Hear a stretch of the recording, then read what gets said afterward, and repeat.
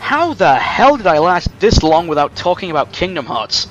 I really wanted to do this one earlier, but that would have meant shuffling Dragon's Dogma into the final week, and I don't think I could have done that. Anyways, Kingdom Hearts 2, or specifically the final mix version, is seen as the high point of the franchise by a lot of people, and it's not hard to see why. Sure, it's a little weird to go back to after playing Kingdom Hearts 3 and its insane everything, but I still have a bit of a soft spot for this one. Also, Kingdom Hearts 2 has Tron, which Kingdom Hearts 3 doesn't have, so yeah.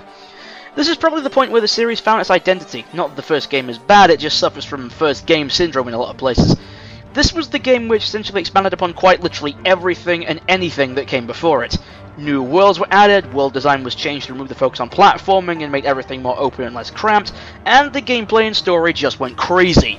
Not only did this game introduce some of the biggest staples of the series, such as things like reaction commands and super forms and the overarching storyline about Xehanort and Organization 13, it did so in a spectacular fashion.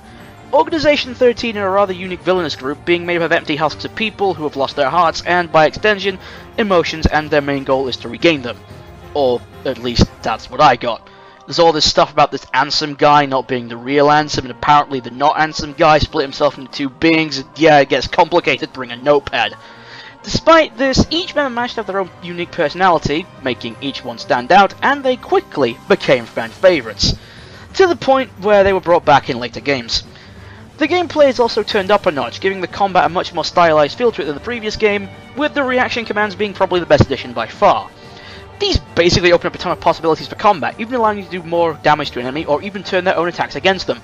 Oh, and it turns boss fights into insane cinematic spectacles. Speaking of bosses, this game has probably the best selection of fights out of the series. From the intense duel against Axel at the end of the prologue, to the emotional fight against Roxas, and especially that final showdown against the main villain Xemnas, I can say with certainty that you won't be bored. It's one hell of a ride from start to finish.